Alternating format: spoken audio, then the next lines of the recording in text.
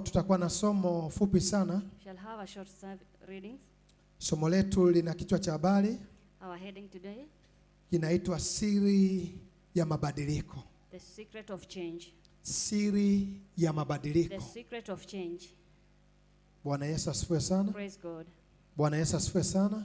Praise God. Leo tuna somo fupi sana. It's a short sermon Lina kichwa cha habari. that has a heading, Kinaitwa siri ya mabadiliko. the secret of change. Bwana Yesu asifiwe sana. Amen. Bwana Yesu asifiwe sana. Praise God. Katika dunia tulionayo ina mambo mengi, In this world that we have has a lot of things, na katika hatua zetu ambazo tunazikanyaga zina mambo mengi, and the steps that we take has a lot of things. na katika safari ya maisha ya mtu kuna siri kubwa sana, And in the journey of a person there is a lot of secrets. na maisha ya mwanadamu anayoyaishi yana siri kubwa And sana. the life of a man has a lot of secrets. Ni vitu ambavyo lazima uweze kufahamu, These are things that you have to know, lakini pia ni kitu ambacho unapaswa kufahamu. and you must understand them. Katika Biblia In the Bible, imeongelea vitu vingi sana, it has talked about a lot of things, na imetufundisha mabadiliko zaidi ya and it moja. has taught us a lot of changes. Maisha yetu mazuri Our good life, hupatikana ndani ya mabadiliko, it's made in the changes, na vitu vizuri and good things, vinapatikana ndani ya mabadiliko. we see them in the changes. Mabadiliko, andika vitu vitakusaidia vichache. Write few things that will help you. Mabadiliko siku zote Changes every day. yanaanza na wewe It starts with you, pale unapoamua kubadilika. where you desire to change. Mabadiliko siku zote Changes every day. yanaanza na wewe It starts with you, pale unapotamani kubadilika. where you desire to change. Mwanadamu anapobadilika A man when changes, ndipo na Mungu anapobadilika kwa ajili yake. that's when God changes because of you. Mwanadamu anapobadilisha When a man changes, ndipo na Mungu anapobadilisha. that's when God changes too. Huyu Mungu unayemsikia The God that you hear, afanyi kitu chochote he does not do anything pasipo wewe, without you. na ili afanye jambo And lolote for him to do something, lazima uwepo wewe. you must be there. Bwana Yesu asifiwe sana. Praise God. Amen.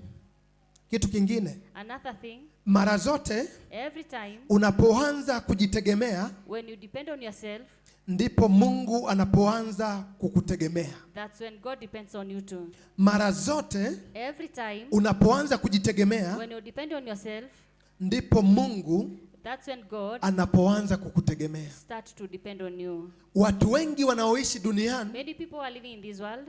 hawatafuti kujitegemea, They don't look to be dependable. hawatafuti mabadiliko, They don't look for changes. wanatafuta vitu vya Mungu. They look for God things. Huwezi kuvipata vitu vya Mungu You cannot get God wakati things wewe hujasimama katika zamu when yako, you've not stood on your part. hujasimama katika nafasi yako, When you've not stood on your part, hujasimama katika msingi wako. and you've not stood well. Pale unapoanza kujitegemea, When you start to depend on yourself, maana yake umeamua kuwa na mabadiliko ndani yako, means that you have changes in ndipo Mungu yourself. anapoanza kuonekana katika maisha yako. That when you start seeing God in your life, Huwezi kutegemewa na Mungu God cannot depend on you kama hujaamua kubadilika. if you have not decided to change. Watu wengi wanaomba sana, Many people pray a lot, lakini wameshindwa kubadilika. but they are unable to change. Ukiomba sana If you pray so much na hujaamua kubadilika, and you've not decided to change, maombi yako yanakuwa bure, your prayers are in vanity. maombi yako yanapotea, Your prayers get lost. maombi yako yanakufa. Your things die. Siri ya maombi The secret of prayer na majibu ya maombi and the answers to your prayers, yapo kwako wewe kwanza. it's in you first. Unapoanza kubadilika When you start to change, ndipo Mungu anapobadilisha maisha yako. that's when God changes your life. Usipoamua If kubadilika, you don't want to change, Mungu naye hawezi kubadilisha maombi God yako. cannot change you. Maisha yetu yote All our life yanategemea wewe unafanya nini, depends on what you're doing. unatenda nini, What do you do? unasimama na nini, What do you stand unakimbilia in? nini, Where are you running to? unahitaji nini, And what do you need? umefanya nini. What have you done? Bwana Yesu asifiwe sana. Praise Amen. God. Haleluya kanisa, Amen. haleluya kanisa. Praise Amen. God. Nisikilize watu wa Mungu, Listen, people of God. maisha yako hivi. The life is like this. Ukianza kuyapa samani maisha yako, If you give your life that value, na maisha yako yanaanza kukupa samani. and that life will give you Haya that maisha value. unayoyasikia katika dunia The life that you hear in this world, yamesetiwa katika njia ya aina fulani. it's set on a certain way. Kama hauitambui samani yako, If you don't know your value, ni ngumu sana kuiona samani yako. it's very hard to you to see your value. Maisha hayana samani Life has no value kama uyapi thamani. if you don't give it that value. Kile kitu unachoona kinaonekana katika taswira ya mafanikio, Everything that you see as a maana sign yake of kuna blessing, mtu alikipa thamani. there is someone who gave it value. Maana yake kuna mtu alianza kukipa thamani. There is someone who started to give it value. Uweze kuyaona maisha yako You mazuri cannot see your good life wakati umeyanyima thamani. when you've denied yourself that value. Ili uyaone maisha mazuri katika maisha So yako, as to see good life in your maana life, yake kwanza lazima uyape thamani. you must value it. Maisha mazuri Good life, yanatengenezwa. it's made. Maisha mazuri Good life, yanaandaliwa. it's prepared. Hakuna maisha huja kwa bahati mbaya. There is no life that comes by mistake. Kila maisha mazuri kwa mtu Every good life in a person, yana maandalizi kabla. it has been prepared before. Ndio umesikia binti anashuhudia, That's why we've had that lady anasema testifying, pastor, saying, Pastor, nashukuru maombi ya JMI. I thank the Mama prayer of alimshirikisha JMI. pastor, The mother called the pastor, pastor akaomba. and the pastor prayed. Ndivyo ilivyo. That's how it is. Usipotambua thamani yako, If you don't know your value, thamani yako haina thamani. your value has no value. Usipotambua maisha yako, If you don't know your life ukayapa thamani, and give it value, ukakaa ni mtu wa kulaumu watu, and you sit there blaming mtu wa people, kunungunika nungunika, always complaining, mtu wa kuishia njiani, always ending on the mtu wa way, kulaumu watu, always bringing people, huwezi muona Mungu. you'll never see God. Mungu haishi katika lawama. God does not stay on blames. Mungu anaishi katika akili. God lives on knowledge. Akili yako inapoanza kufanya When kazi, your mind starts working, lawama zinakuacha, the blames leaves you, unabaki na kicheko. and we are left with laughter. Watu wengi wamebaki kwenye kulaumu, Other people are left there blaming. lakini wameshindwa kujua kwa nini wao They are unable to know why hawafanyi, they don't do. kwa nini wao Why hawatendi. they don't do what they are Niliwahi supposed kuambia to do. jambo moja, I once told you once the thing. kabla ya kukata tamaa, Before giving up, jaribu tena. start again. Kabla ya kunungunika, Before complaining, jiulize, ask, wewe umehusika katika kipi? what have I done? Usibaki tu kulaumu, mbona watoto wangu hawafaulu, watoto wangu wanavuta bangi. Don't just complain Umefanya nini about your children. What have you kwa done about watoto them? wako? What have you done Hilo to ndo your swali children? la kujiuliza, That's the question to ask yourself. kabla ya kulia machozi, Before crying, kabla ya kunungunika, before kabla ya kukata complaining, tamaa, before giving up, kabla ya kulaumu watoto. before blaming your children. Kuna nafasi ya kuzaa There is that position of na giving kuna birth nafasi ya kulea. and the position of Kuna nafasi ya kufanikiwa there is a na position kuna of nafasi ya being kutimiza successful ndoto. and for your dreams to succeed. Ndio maana Biblia inasema, Well, that's why the Bible says, mkiniomba jambo lolote, if you pray anything, mkiniomba neno lolote if you pray anything to me kwa jina langu, by my name, nitalifanya. I'll do it. Mungu anafanya kila neno. God does every word. Mungu anafanya kila jambo. God does everything. Mungu anafanya kila kitu, God does everything. lakini But lazima wewe you must uhusike katika nafasi yako. participate in your position. Bwana Yesu asifiwe sana. Amen. Bwana Yesu asifiwe sana. Maisha kama uyapi thamani, If your life though you don't value it, huwezi kuiona thamani yake. you'll never see that value. Lazima ujibadilishe, You must change yourself. ujiseti katika position fulani Set yourself in a certain position ambayo unasema mimi Mungu that you say that will say, I, napaswa God, kuishi maisha I haya must live this life na ninakataa maisha haya. and I refuse to live this Ndipo life. utakapomwona Mungu. That's when you'll see God. Kama maisha yako yapi thamani, If you don't give your life value, thamani yako unaweza ukabaki your value will be left ukishuhudia kwa watu wengine. testifying to other people. Kundi kubwa duniani A great percentage of people, alijipi thamani, they don't value themselves. limebaki kuwa la kawaida. They are just there normally. Wamebaki kulaumu, They are just there blaming. wamebaki kusikitika They are sana, always there complaining. wamebaki kulia They are sana, there crying. wamebaki kunungunika They are sana. just complaining. Maisha haya tulionayo The life that we have, yanakutegemea wewe sana. it depends on you. Jinsi ulivyojipanga The way you are, ndivyo utakavyoyapanga maisha yako. that's how they will prepare your life. Bwana Yesu asifiwe sana. Praise God. Bwana Yesu asifiwe sana. Praise God. Huwezi kumwona Mungu You'll never see God mpaka umebadilika. until you change. Huwezi kusimama na Mungu You'll not stand with mpaka God umeamua kubadilika. until you decide to change. Mungu anachokisubiri kwako What God is waiting for ni you mabadiliko ya maamuzi yako. is for your changes. Mabadiliko ya maamuzi yako sahihi The changes that you make, ndiyo yanayokupa kesho yako nzuri that's what will give you a good tomorrow unayoitamani kwenye maisha that yako. you desire in your life. Bwana Yesu asifiwe. Praise God. Kitabu cha Misali The book of Proverbs, sura ile ya 23 Proverbs 23 mstari ule wa 7. and verse 7. Misali Proverbs 23 23 mstari wa 7. From verse 7. Ni vitu ambavyo lazima uweze kuvijua, These are things that you know. na ni vitu ambavyo lazima uweze kuvitambua. These are the things that you must know. Unajua Mungu tuliye naye You know the God that we have ana uwezo wa kumsaidia mtu yoyote is capable of helping everyone kwa dini yake, or in its domination kwa umbo lake and its shape na katika nafasi yake. and according to the position that he Lakini has. Mungu huyo But the same God, lazima kuna kitu akione ndani there yake. is something that he has to see in you. Mungu yuko kila mahali, God is everywhere, lakini Mungu hapatikani kila mahali. but God is not found everywhere. Ndio kitu lazima uweze kukijua. These are things that you must know. Mungu anapatikana kila mahali God is everywhere. duniani kote. Sasa hivi anaabudiwa The whole world is being worshipped. wiki nzima, duniani kote The anaabudiwa. whole world this week was worshipped. Lakini kuna watu waliokutana na Mungu But there are those who met God na kuna watu ambao hakumuona and Mungu. there are those who did not see him. Bwana Yesu asifiwe sana. Praise Amen. God. Anasemaje hapa apostle? Anasema Aha. maana aonavyo nafsini mwake Maana aonavyo nafsini mwake ndivyo alivyo. ndivyo alivyo. Maana aonavyo nafsini mwake ndivyo alivyo. The way he sees that how his heart is. Kile kitu ambacho kimejengeka ndani yako Whatever that is in you, ndicho kitachokufanya wewe that's what will make you uishi katika mwili to live in the flesh katika taswira hiyo. and the way that you look. Kile ambacho kinajizirisha ndani ya moyo wako Whatever that is in your heart, ndo kinakupa maisha ya baadaye that's what gives katika your later taswira ya life. watu wote. And the way the people are. Mwanadamu picha aliyonayo mwilini Person that the picture that you have, ndo picha ya ndani yake. that's the picture that is inside you.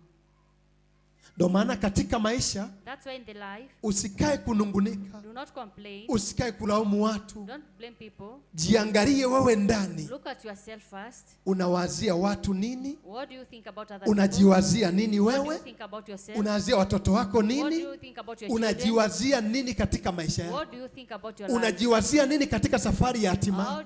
What do you think about your journey in this life? Ukitaka kuyajua maisha yako, If you want to know your life, jichunguze ndani yako. look at yourself first. Umeshayajua maisha yako. You'll know yourself. Usipojichunguza wewe, If you don't check ukija yourself, mahali hapa mimi nitakuchunguza na nitakwambia. if you come here, the pastor will check you and will tell you. Maana nimepewa pia macho ya kuona. Because he has been given spiritual eyes to see. Maana ajionavyo mtu ndani yake, Because what you think in yourself, anasema ndivyo alivyo. that's Huwezi how kuishi you cannot live nje ya picha outside the picture iliyoko ndani yako. that is in you. Picha yako ya ndani The inside picture, ndio itakufanya sasa uishi hivyo, that's what will make you to live. baadaye uishi namna gani And later on, how na you maisha live yako yatakuwaje. and how your life will be. Ndio maana nimekwambia That's why I've told you. somo letu linasema siri ya mabadiliko. That's why we said that our Siri ya reading is nini? the secret of change. Mabadiliko. Mimi nimebahatika kuishi na watu wengi sana, He has lived with many people lakini pia ni mtu ambaye nakutana na watu wengi sana. and he has met a lot of people. Moja ya siri ya mafanikio, One on the secrets of tamani prosperity, kubadilika. desire to change. Usipotamani kubadilisha, If you don't desire to change, utabadilishwa. people will change you. Usipotamani kubadilika, If you don't desire to change, huwezi you kufanikiwa. will never succeed. Inategemea picha yako ndani yako It depends with the picture that you have, iko katika njia gani. in which way that picture is. Ndio maana kuna watu wa aina fulani There is certain people, unaweza ukashika hata jiwe ukamtupia if you throw a stone at them, akalidaka when he takes that na stone akaliweka chini wala kurudishia. and put it down and will not throw it back Ogopa at mtu you, wa aina hiyo. fear that kind of person. Kuna watu wengine unaweza kuwa unatamani aanguke, yani ndani ya moyo unatamani aanguke hata kesho, There are those people that you desire for them to lakini fall yeye even anakuwazia today. mazuri, But that person thinks akikuona good about you. anatabasamu, When he looks at you, he akikuona smiles. When anakukumbatia, he looks at you, wala he awazi just sawasawa hugs you. unavyowazi. He does not think the way you Ogopa think. sana mtu wa hivyo. Fear that kind of a person. Kuna watu katika maisha yao There are those people in their lives, wanatembea na picha they walk with a picture ambayo si ya kawaida, that is not normal. yani kila anamuona mtu Wherever he sees a person, anamwazia he mazuri, thinks good about that person. anamwazia mema, He thinks about good Anamwazia- things about him. Thinks about blessing. anamwazia maisha. He thinks a good life about that person. Na mtu duniani And there is that person in this world, kila akikuona wherever he sees you, anasema na leo ameamka, and he said, today he has woken up. maana Why? ajionavyo mtu nafsini mwake Because the way you look yourself, ndivyo alivyo. that's how you are. Haya maisha unayoyasikia, maisha mazuri, The life that we hear about good life, ni harisi it's real. na ni Biblia, And it's real in the lakini Bible. But lazima mabadiliko kwanza. you must change first. Kile kilichoujaza moyo Whatever that is in your heart, ndio kinachotoka kuleta majibu yao. that's what gets out to bring your answers. Wengine ni wamama, tuko mahali hapa, mmeolewa, Others are women, you are here, you're married. unaijua picha yako ikoje ndani. You know your picture in your heart. Unapokaa karibu na mtu anaitwa mme, When you stay near your husband, jichunguze sana. look at yourself. Unaweza ukakuta wakati hajakuoa alikuwa amefanikiwa, Maybe when he was not married, na he was baada ya kukuoa akaanza kuharibika. successful. After marrying you, Kwa nini ameanza suffered. kuharibikiwa baada ya kukuoa? Why did things go bad when he started, Picha when he yako. married you? The picture, Rafiki yake his friend, ambaye umeingia kwenye maisha who yake, he is in his life. lazima uweze kujua You must know.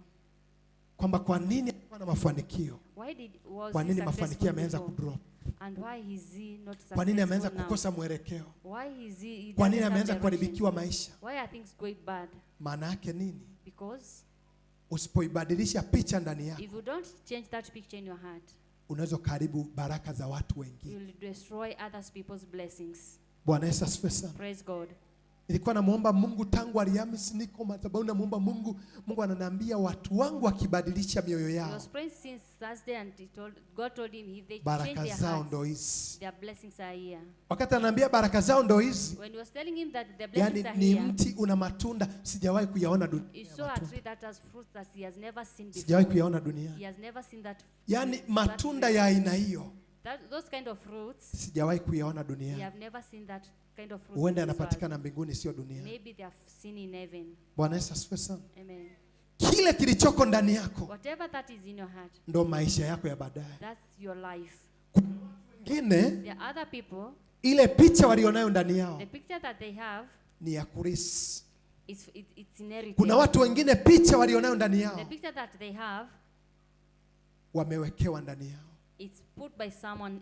Kuna there. watu ambao wana picha ya kulisi There are those who have na kuna inheritance watu ambao picture, wameunganishwa na picha and there are those who are connected with a picture, ili waharibikiwe maisha so yao. that things can go bad for them. Ndio maana dunia hii That's why in this world, ina uwezo wa kumbadilisha mtu it has the ability to change akawa somebody mzuri to be a good person au akawa mbaya. or to be a bad person. Dunia inabadilisha hii.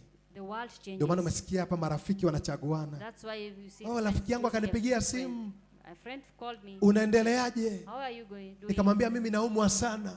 See that I'm sick. Pastor amenipigia, Said the pastor called me. tujikongoje twende madhabahuni. Just wake up and we go to the Bwana Yesu altar. asifiwe sana. Amen. Yaani ni marafiki wazuri, Those are good friends. wana rafiki They mzuri, have a good friend wanapata matokeo. and they get their results. Dunia ndivyo ilivyo, This is how the world is. inafanya kazi kwa njia hiyo. It works on this way. Usipojijua If you don't know yourself, ni ngumu sana kufanikiwa. it's hard for you to succeed. Issue sio kusali, The problem is not prayer, issue sio kuomba, not to pray, issue sio kuomba tu kusifu sana not tu. only to pray and worship. Wewe umebadilika nini? Have you changed? Bwana Yesu asifiwe sana. Amen. Andika anatuambia Daudi alisifu mpaka nguo zikatoka mwilini, David worshipped until the clothes fell lakini down, alitafuta mabadiliko kwanza but ndani. he looked for changes first. Bwana Yesu asifiwe sana. Amen. Kanisa, Amen. haleluya watu wa Mungu. Praise God, church. Anasema maana It says, ajionavyo mtu nafsini mwake the way you see yourself, ndivyo alivyo. that's how you Na are. mimi naweka picha mpya ndani yako ya mafanikio kwa There's jina la a picture Yesu. in you. Naomba Mungu aweke picha kabla mwezi haujaisha, iwe picha ya ufufuo ndani yako, iwe picha ya mafanikio ndani yako, iwe picha ya kuinuliwa ndani yako, iwe picha ya kuongezeka ndani yako, iwe picha ya kwenda kwenye level mpya ndani yako, iwe picha ya utajiri ndani yako, iwe picha ya kumiliki vitu vya thamani ndani yako. Ungekuwa ni wewe jipigia makofi mazuri. For Jesus. Anasema maana And he says, ajionavyo nafsini mwake the way you see yourself, ndivyo alivyo. that's how you are. Mimi kuna aina ya marafiki watumishi He has some kind of ministers nilishaamua kuachana nao. that he has decided to leave them Wananipigia, alone. mwingine kaja mpaka jana kwenye kibao pale, Others came until yesterday. Pastor, Someone came. mimi naitwa Pastor fulani, nataka tuongee. Nakwambia nakukumbuka, ila sipo madhabahuni, They wanted utanikuta. to talk with him, but he said no. Maana yake abadiliki, But because that pastor does not kila change, akija anataka kuombe hela. every time that he comes, he's just begging Sasa for mimi hela money. nazitoa wapi? Bwana Yesu asifiwe sana. Amen. Mimi nina kampuni ya kufiatua hela. abadiliki, yani kilio chake kuomba. It doesn't change every time it's borrowing money. Aje kusalimia kwamba sasa pastor tufunge siku 3 Mungu afanye kitu. It doesn't come to say, Pastor, let's fast for Naomba 3 days for unisaidie God to do something. 500,000, It just milioni says, 1 just help me with nitarudisha. money, help me with money. Nilizowahi kumpa kwa kurudisha hata moja. When I gave him, he Bwana Yesu never asifiwe. returned that money up to Nini today. maana yake? Meaning, Kuna aina ya marafiki there are those kind of friends, wao wanakufurahia wakati una kitu, they are always happy when you na have wakati something. una kitu And when you don't have anything, hawezi kukufurahia. they'll never be happy for you. Bwana Yesu asifiwe sana. Amen. Haleluya kanisa. Amen. Anasema maana ajionavyo nafsini mwake ndivyo The way you see yourself, alivyo. that's how you are. Mshike mkono jirani yako, mwambie una nini ndani yako? What do you have? Picha yako ni ipi? What is the picture? Unaona baraka kama baraka? Do you see your blessing as Unaona maisha blessing? mazuri kama maisha mazuri? Do you see Au unaona maruweruwe Or mwenzetu? you see something else? Ana picha gani huyo? Anaona nini huyo? Anaona nini mbele yake huyo? Baraka. Anaona fursa huyo? Amen. Anaona baraka huyo? Anaona hatua nzuri huyo? Anaona mafanikio ya watoto wake huyo? Anaona mafanikio ya ndoa yake huyo? Ningesikia makofi mazuri. Clap hands for Jesus. Unajua usipoona If you don't see, huwezi kufika. you'll not go Chanzo there. cha kufika For you to go ni there, wewe kuona. it's for you to see first. Unachimba dhahabu, You are there in the gold mine. ukishaanza kuona unainuka na dhahabu nzuri, When you see that you have gold, maana yake umeshafanikiwa. already you have succeeded. Usipoona unachokitafuta, If you don't see what you're looking for, maana yake ukipati. you'll not get it. Ndani ya mtu In you, ndiko kunakomdhihirisha mtu. in a person, that's what describes Ukiona someone. uponyaji, If you see healing, unaanza kuishi uponyaji. you live being healed. Vita ya watu waliofanikiwa The fight of the people who have succeeded, ni kubwa, it's big, lakini huwezi kuwatoa kwenye msimamo wao. but you cannot remove them where they are. Vita ya watu waliofanikiwa The fight of people who have ni prospered, kubwa sana, it's great, lakini huwezi kuwatoa kwenye njia but you cannot remove them on walioirenga the way that they are ya looking baraka at zao. to go to their blessings. Hata ungefanyaje? Even if you do what? Ndio maana ukitaka ufanikiwe, That's when we want to succeed. jiangalie ni mtu wa aina gani, Look at yourself, how you are, alafu unapita katika njia gani, and which way are you passing through? mawazo yako ni kipimo What are gani, your thoughts? una uwezo gani wa kufikiri, What do you have? una to uwezo go gani there? wa kuwaza. What do you have there to Je, think? unachokiwaza unairisha Whatever you au think, unakiishi? you leave that thing or you just dismiss Kama it. unachokiwaza huwezi kukiishi, If what you are thinking cannot live with maana it, yake hakiwezi kutimia. it cannot succeed. Kila aliyefanikiwa Whoever succeeded, alichokiwaza whatever he thought, alichukua hatua nacho, he took steps alafu alikiishi and he lived na that thing akayabeba matunda yake. and he carried the fruits. Hakuna faida There is no profit huanza mwanzo, that comes first. faida iko mwisho. The profit is at the end. Wapendwa wengi Many believers, wanataka faida tu ianze they tu. want profit first. Haiwezi kuja faida Profit cannot come wakati first hujachekwa kwanza. when you are not Haiwezi there. kuja faida wakati Profit cannot come hujadharaulika first kwanza. when you're not Haiwezi despised. kupatikana faida Profit cannot be wakati found hujakutana na hasara. when you've not gone through loss. Kila kitu kizuri Every good thing, kina jaribu lake. it is tempted first. Jaribu la mtu The temptation of a person, analishinda na picha ya ndani you yake. have to defeat it with the picture that you have.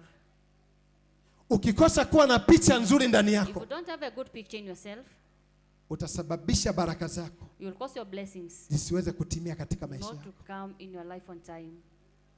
Ndio maana watu waliofanikiwa, That's why the people who have prospered, ukibahatika kukaa nao, if you sit with them, misimamo yao their stance, si ya kawaida. it's not normal. Yule ambaye anatembelea baiskeli leo Whoever who is riding a bicycle anakuambia today, pastor, and he says, Pastor, siku moja nitamiliki ndege. one day Au ndo I'll watu have a wenye plane. picha halisi ndani Those yao. are the people that have a picture in their Yule anayetukanwa leo, Whoever who is abused today yeye angalii matusi ya leo, doesn't look at the abuses that anaiona you have been kesho ambayo He sees a tomorrow ni ya heshima. that is respectable. Usipoiona kesho ya heshima, If you don't see your tomorrow ukaitengenezea picha halisi ndani and yako, make a picture of it, huwezi kuiona. you'll never see it. Kila aliyefika pale Whoever's gone there, ana picha ya sasa he has a picture of ambaye today ilimwandalia pale. that prepared him there. Hicho sio kuomba.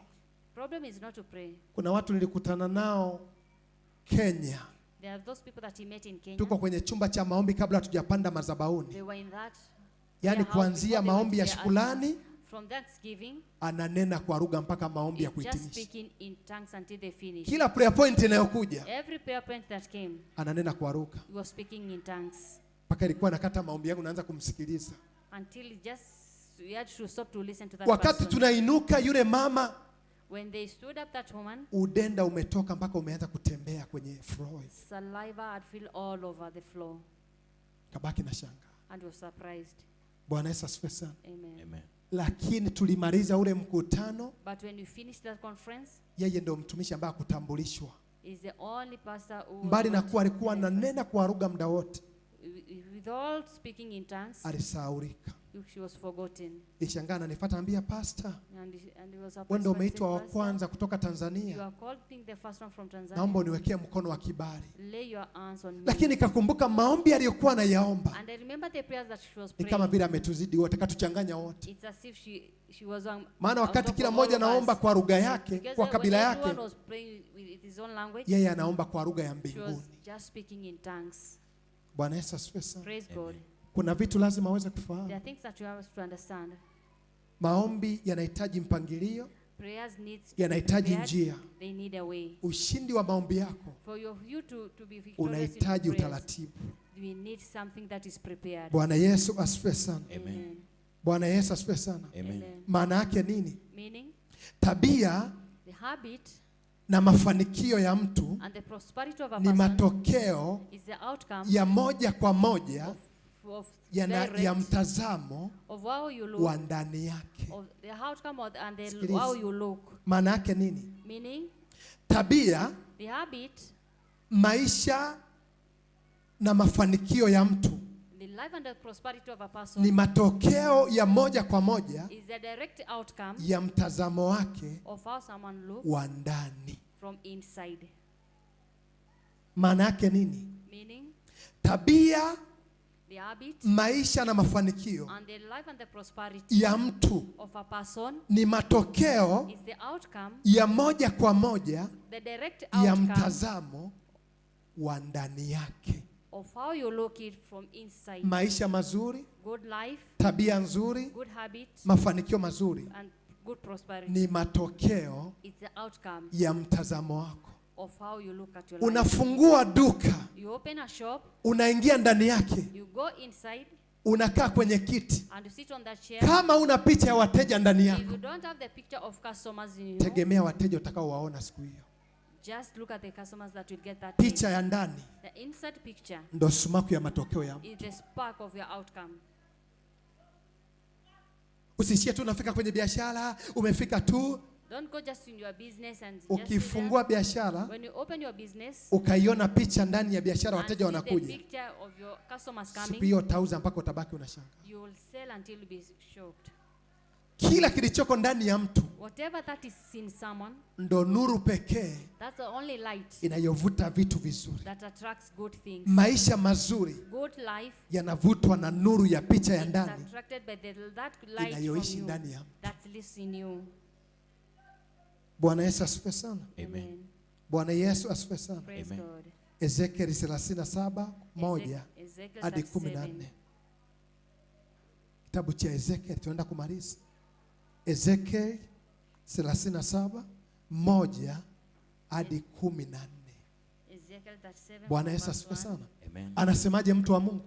Anasema, Ndio. mkono wa Bwana ulikuwa juu yangu, Mkono wa Bwana ulikuwa juu yangu, ndio. naye akanichukua nje katika roho ya Naye Bwana. akanichukua. Sema amina. Amen. Na mimi nakuombea mkono wa Bwana uwe juu yako kwa jina la Yesu. Amen. Mkono wa Bwana uwe juu yako kwa jina la The Yesu. hand of God be upon you in Jesus' Anasema name. mkono wa Bwana ulikuwa juu. The hand of the Lord was Hicho ni upon you. kitendo cha kuishi, maana yake mkono wa Bwana uko juu. That's an act of living. Kitendo cha wewe kuendelea kuishi duniani, For you to be in this world maana yake mkono wa Mungu uko juu yako. means that the Sasa hand of God is kuutumia upon mkono wa you. Mungu kupake mafuta ya kutofautishwa, maana yake inakuangalia wewe unatenda nini, unawaza nini, unafikiri nini, umekusudia nini, una picha gani ndani yako. Asema mkono wa Bwana ulikuwa juu ya, maana yake Mungu hajamwacha. God has not Lakini left huyo Mungu ambaye hajamwacha, The God who has not Mungu left you. ana testi zake. you. God has his own Ana taste. test. He has Mungu his own akisha kutesti katika testi zake When God ukazifaulu, tests you in all umeshashinda tests kila and kitu. you succeed.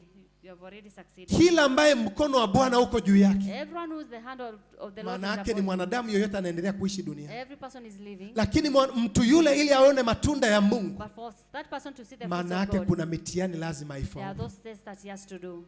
Bwana Yesu asifiwe sana. Praise Amen. God. Anasema mkono wa Bwana ulikuwa wapi? Juu yangu. Kwa juu yake. Na wewe si mkono wa Bwana uwe juu yako? May the Amen. hand of the Lord be Bwana upon Yesu you. asifiwe sana. Amen. Anaendelea anasemaje? Anasema, Aha. akanichukua nje katika roho ya Bwana, Akanichukua nje katika roho ya Bwana, ndiyo. akaniweka chini Akaniweka chini katikati ya bonde, katikati ya bonde, ndiyo. nalo limejaa mifupa. Nalo limejaa mifupa, Akanipitisha karibu nayo Akanipitisha karibu nayo pande zote, pande zote. na tazama, Na tazama, palikuwa na mifupa mingi palikuwa na mifupa mingi katika ule uwanda, katika ule uwanda, nayo nayo tazama, ilikuwa mikavu sana. ilikuwa mikavu sana. Sema ilikuwa mikavu sana. Ilikuwa Very mikavu dry. sana. Biblia inapoongelea neno sana, When the Bible says maana about the yake Lord, ni wingi that is a plural. uliokuwa na baraka, That has blessings. umepoteza baraka. That you had lost to your blessings. Anasema akanipitisha karibu nayo, And say that past tazama ilikuwa ni mifupa mingi sana. because there are many bones, Anasema nayo and those bones ilikuwa mikavu they were sana. very dry. Hiyo ni elimu ambayo inakufundisha kwa habari ya maisha, This is education that is teaching us about kwamba life. mwanadamu So for every person anaweza kupita kwenye changamoto. can pass through challenges. Mwanadamu anayeishi A person that is living anaweza akapita kwenye majaribu. can pass through suffering. Mwanadamu anayeishi Someone anaweza living, akapita kwenye hasara, you can go through kwenye loss, huzuni, through kwenye sadness, machozi. through abuse. Anasema naye And akanipitisha karibu nayo. I passed around them. Biblia inakufundisha neno moja, The Bible is teaching us one kwamba thing. wewe unayeishi The one who is living, unaweza kuwa unayatazama majaribu yako, you can be looking at your changamoto temptations, zako, your challenges, maana unaziona because you can see na them unaziishi. and you live with Ndio them. maana anakufundisha, asema akanipitisha karibu. That's why he's saying that you passed through them. Mungu anaweza akaamua kupitisha karibu na hasara zako, God can decide to you akawa to pass anakuonyesha through kwa your habari ya losses, watoto wako hawana kazi, about your children who are jobless. anakuwa anakuonyesha kwa habari ya biashara unapata hasara, Can show you the business anaweza akawa that is anakuonyesha going kwa lost, habari ya kwamba ndoa haina furaha, the marriage that is mbali na you kuwa are not umeolewa happy una with, furaha, you are married una but you are not amani. happy, you don't have hiyo ndio peace. inaitwa kupitishwa karibu nayo. That is passing Maana yake through them. changamoto yako Because your challenges, uijue, so that you can know it, uifahamu. so that you can understand it, Shida yako so uifahamu. that you can know your problem. Bwana Yesu asifiwe sana. Praise Amen. God. Sio kila tukio baya ambalo liko katika maisha yako Not everything that is bad in your life limelenga kukuua. that has, it's there for you to Saa kill you. nyingine Sometimes Mungu hutumia matukio God allows those things kama alarm as an alarm ya kukuamsha wewe to wake you up, uweze kuzisogelea baraka zako. so that you can go near to your blessings. Ndio maana kwa watu ambao wamekuwa kiroho, For those who are, sio kila majaribu not every temptation ya kuyachukia. to hate them. Kuna majaribu mengine yanakusogeza karibu na baraka zako, na mimi ninakuombea siku ya leo, Mungu akusogeze karibu na baraka zako, Mungu akuingize karibu na baraka zako. Amen. Mungu akupeleke kwenye nafasi yako. Amen. Mungu akupeleke kwenye maisha yako. Amen. Mungu akupeleke kwenye hatua zako. Amen. Na kama ni wewe, jipigie makofi mazuri. You clap hands for Jesus.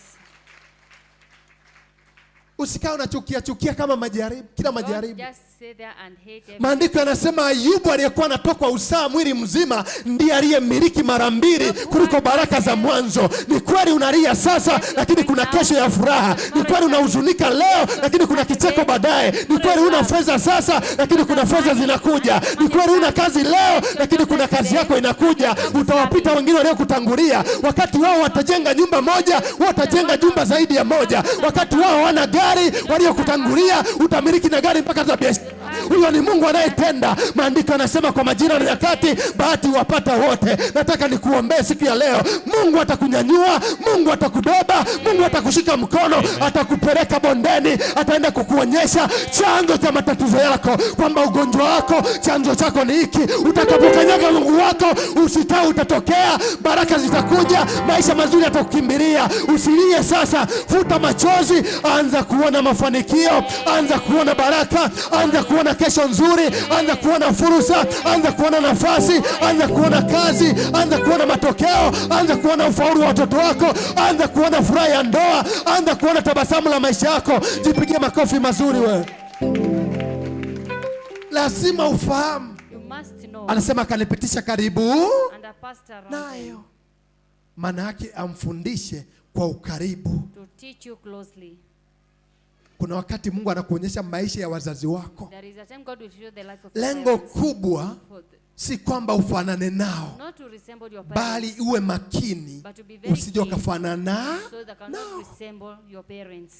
Kuna wakati Mungu anaweza kukuonyesha umasikini wa familia. There is a time God can show the poverty in your family Mnakosa mpaka sukari ya kuweka kwenye chai, until you lack sugar in uji your tea. mnauwekea chumvi. You just drink porridge with salt. Sio kwamba Mungu amewaacha. Not because God has left Mungu you. anakuwa anakuandaa kwa ajili ya baraka za God is baadaye. preparing you because of your Mungu blessing. anakuwa anakuandaa kwa ajili ya utukufu wa baadaye. Maana yule aliyeteseka jana ndiye anayefurahi.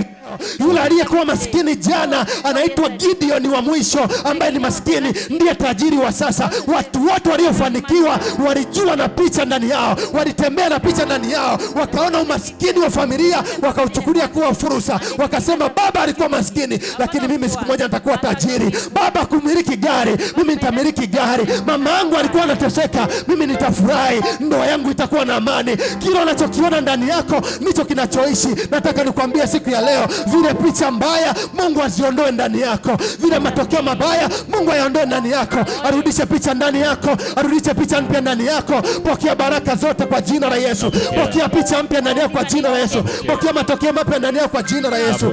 Anza kuona picha ya matokeo, anza kuona picha ya mafanikio, anza kupata picha ya kibali, anza kuona picha ya kazi, anza kuona picha ya nafasi, anza kuona picha ya kuinuliwa, anza kuona picha ya kuongezeka. Naona watu mnaongezeka mwaka huu, sema amina. Amen. Jipigie makofi mazuri. Anasema akanipitisha karibu I passed nayo. around them. Alikuwa anamfundisha, anampeleka kwenye chuo kikuu He was cha being mbinguni taken to another ili amwonyeshe so that they can vilivyoshindikana what was vinaweza not kuwezekana, can be possible. visivyowezekana Whatever it's impossible, vinawezekana. it can be possible. Lazima ujue, You must know.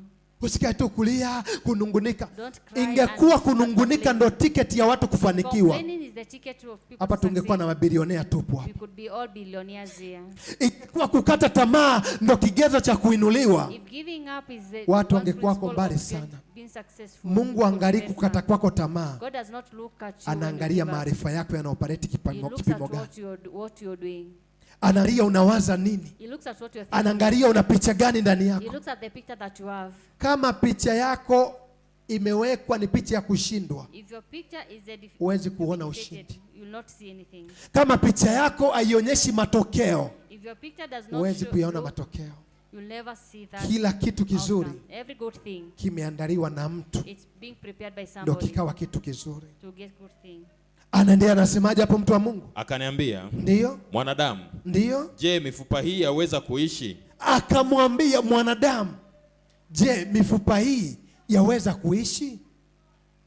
Mungu anaweza akakuuliza, je, umasikini wako unaweza God ukaushinda? can ask you, is your poverty Sasa katika that eneo la you kuulizwa in that lazima ujitafakari sana. Ndio maana moja ya sifa ya kuinuliwa, for you to be exalted, lazima uangalie swali, unaulizwa swali you katika must nini. look at the question that you are being asked. Akasemaje hapo? Ndiyo, Nikajibu, nikajibu, Bwana, Bwana, wajua wewe. wajua wewe, wajua. Wewe. You know. Ningekuwa ni mimi wakati huo nipo, Mungu ananiuliza, ningemwambia Mungu inawezekana. Mungu inafanyaje? Sio unajua, maana yake unamvunja moyo. Umeelewa hiyo kitu eh? Kuna majibu yanayovunja moyo, kuna majibu yanayokatisha tamaa, na kuna majibu yanayoinua moyo. Unaenda hospitalini wanakuambia ini limekufa, figo zimekufa, mapafu yamejaa maji, figo zimeisha kufa. Hapo utarudi ni mzima hapo? Unarudi umeuawa na daktari. Bwana Yesu asifiwe sana. Ndio maana moja ya sifa ya madaktari original kabisa wa duniani, anapogundua una tatizo, anatafuta kwanza kujenge kisaikolojia kwanza, sio kukurupuka na kutumia majibu yako.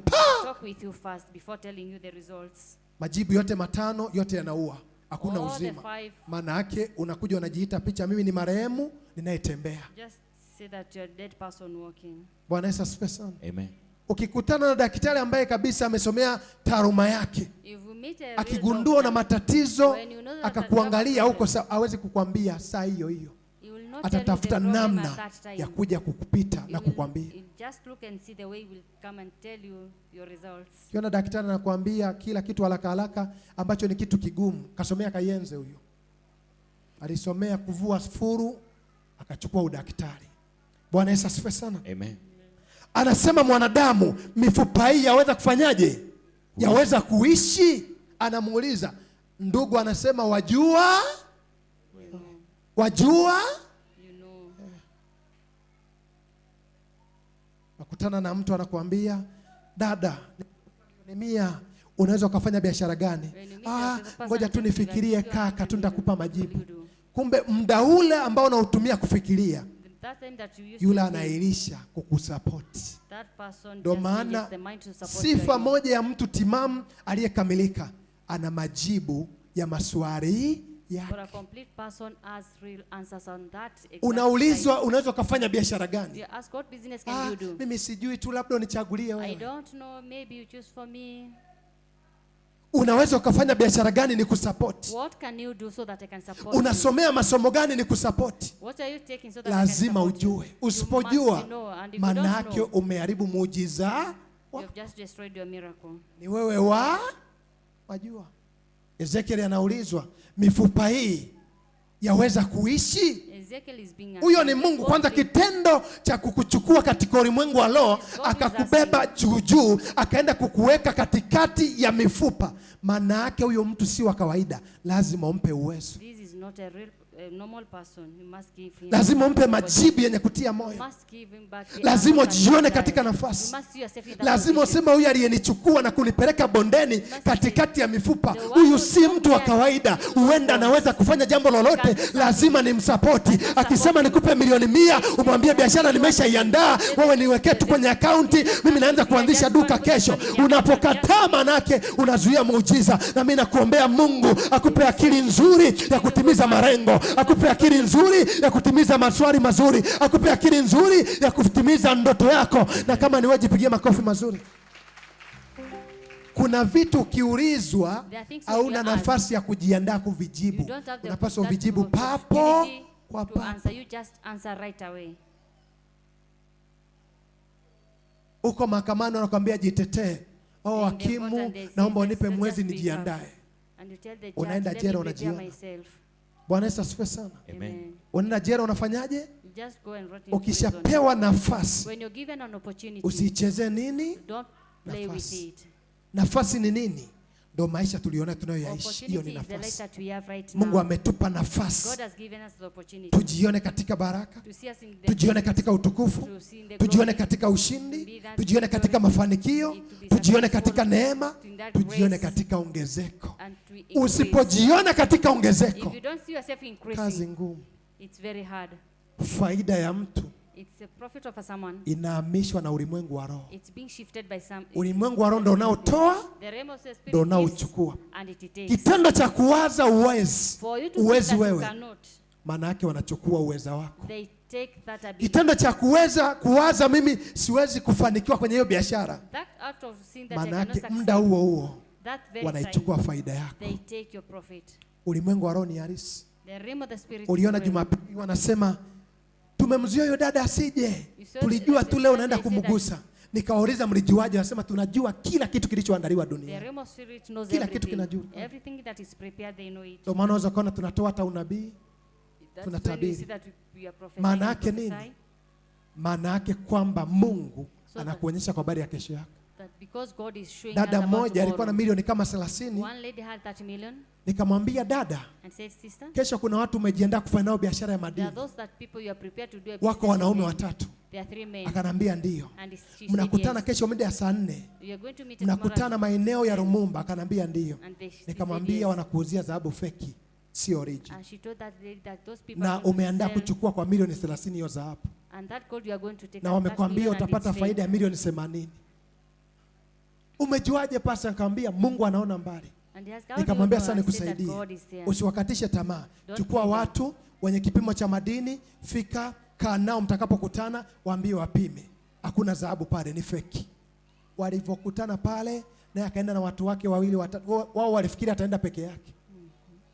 Walivyopima tu When they measured kumbe that ni gold, fake. it was fake gold. Kasema na sisi labda tuka tumekamatishwa na sisi, ngoja tuwarudie wale tuuzia. Kumbe walikuwa hata kumtapeli milioni 30 They yao. wanted to take that million away. Asikana na jicho la kinabii, If you could not have ingekuwa made ni a profit, hasara ya milioni it was 30 going at a loss angekutana of nayo. 30 million. Bwana Yesu asifiwe sana. Praise God. Ndivyo ilivyo. That's how it is. Jifunze kutoa majibu sahihi Learn to give correct answers. katika kuwaza kwako, When you think, kunena kwako, when you talk, kufikiri kwako when you na katika maamuzi yako. and to your decisions.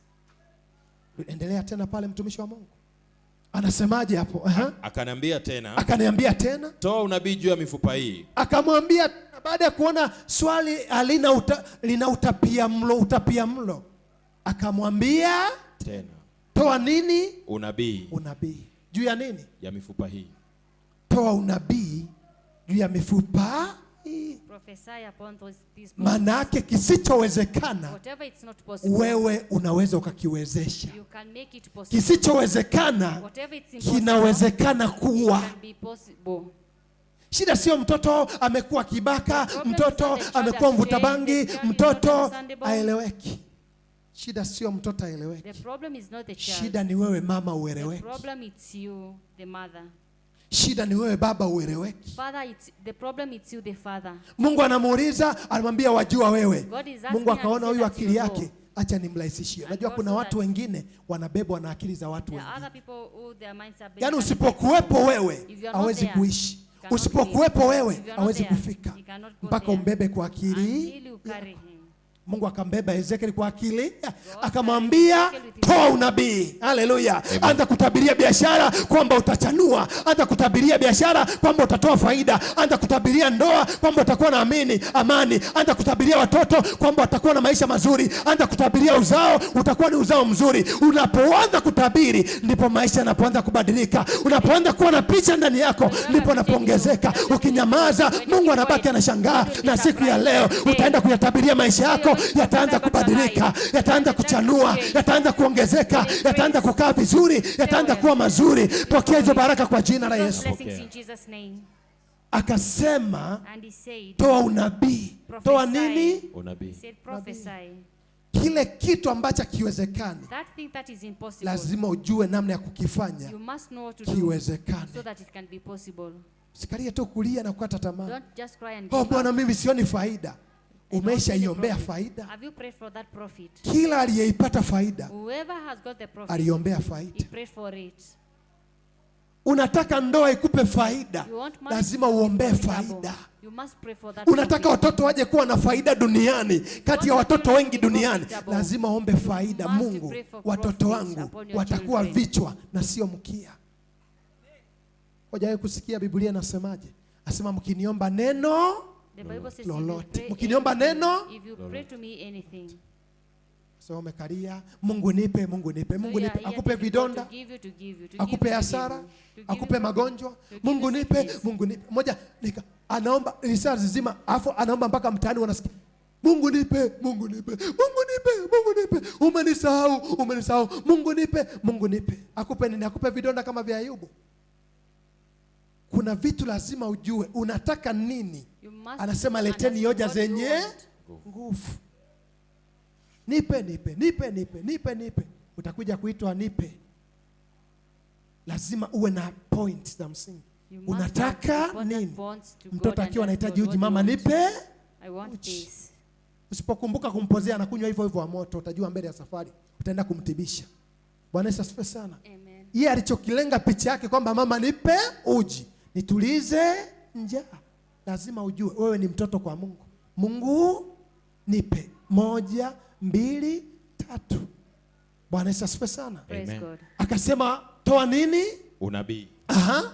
juu ya mifupa hii, Juu ya mifupa hii uiambie, enyi mifupa mikavu, enyi mifupa mikavu, lisikieni neno la Bwana. nasikia anamsaidia. Uiambie, maana yake ameshagundua huyu akili zake, nikisema aseme kwa maneno yake atachemsha, pata matokeo.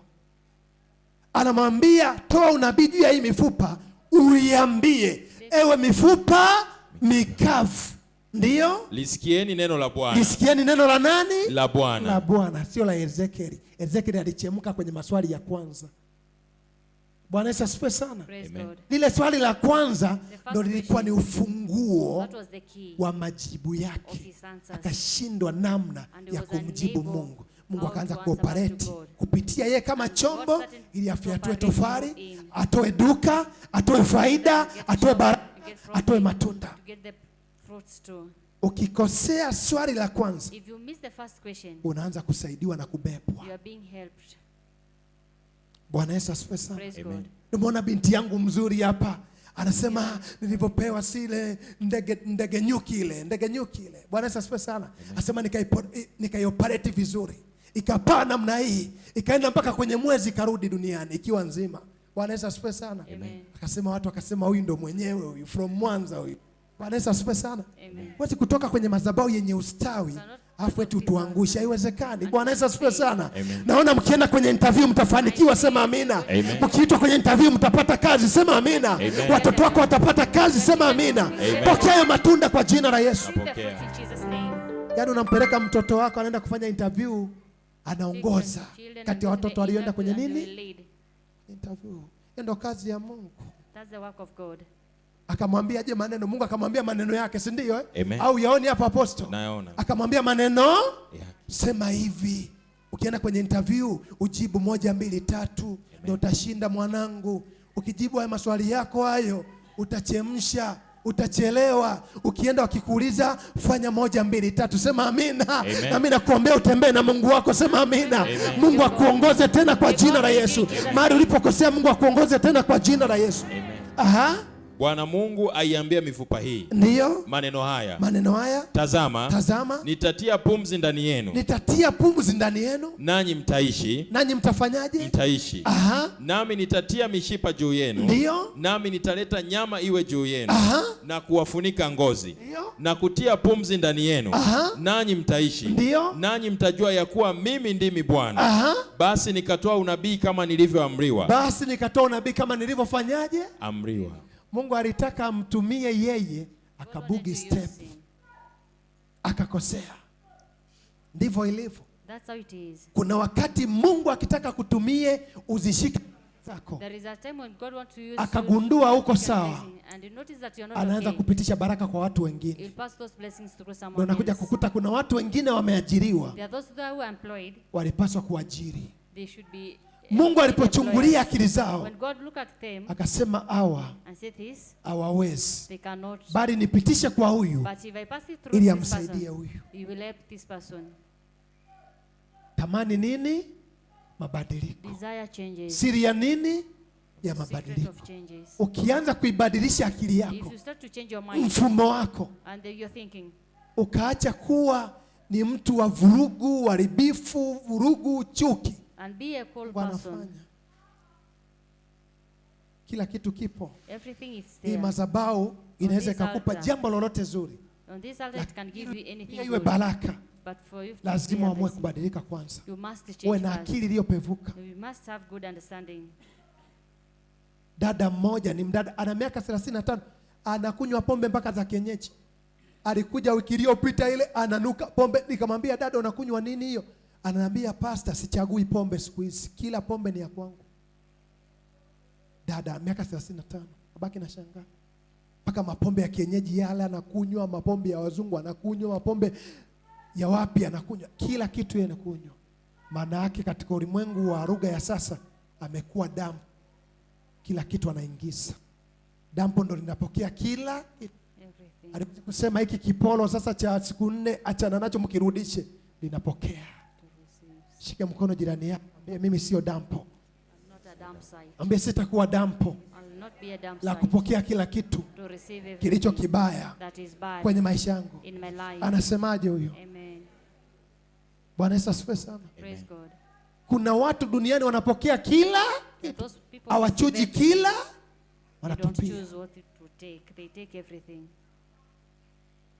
Binti mmoja ana miaka 18 ananiambia pastor, kila mwanamume ninayekutana naye barabarani ni wa kwangu. Yaani kosa tu avae suruali. Aliyevaa sketi huyu hapana. Aliyevaa suruali. Anasema nikisha kutana naye tu barabarani nasema huyu ni wa kwangu. Tumeshaingia Gaza, tumetoka tumeibukia huku, maisha yameendelea. Ananiambia tunavyoongea pastor, hapa nimetoka na kitu special. Kitu gani? Nasema tumetoka kulala makaburi. Nimekutana na msukuma troli, nikamwambia kaka, mimi nimekupenda, naomba unihudumie. Wakaenda, kuna makaburi pale nyuma ya soko, akaanza kunielekeza. Kuna makaburi, anasema tumekaa marehemu hapa hapo katikati hapa, tukamaliza haja zetu. Anapokea kila mwanaume ni wa kwake. Bwana Yesu asifiwe sana. Praise God. Ndio maana maisha usipoyajua kuyaseti, If you don't know to set your life, unaweza ukayaharibu kwa mikono yako mwenyewe, you'll destroy it yourself, au yakafaulu kwa mikono yako. to make it yourself. Sio kila kitu ni cha kwako dunia. Not everything that is in this Usipokuwa na world is yours. maamuzi mazuri, If you don't have good decisions, utapoteza thamani yako na iona. you'll lose your value. Maana sio kila unayekutana naye Not everyone that you meet amelenga kukuinua, is for mwingine him to amelenga improve you. kukushusha. It's there to make you to fall down. Kuna watu wengine mlikuwa na akili nzuri, There are those people who had good minds, ikavurugwa na mfumo. but the Kisoma system nyuma was huku utaona destroyed. Ezekieli alikuwa ni mtu mzuri, Ezekiel was a good person, watu wakamharibu, but people destroyed him. akaanza kukata tamaa, He was just giving majibu up, yake akawa na yumba yumba, and the answers were not stable. dishi alikamati namna hii, The dish was not stable. Why? kwa sababu Because mifumo ya watu the system of the people were wakamuingizia around him. mifumo yao, They brought their own kaanza system. kuharibika.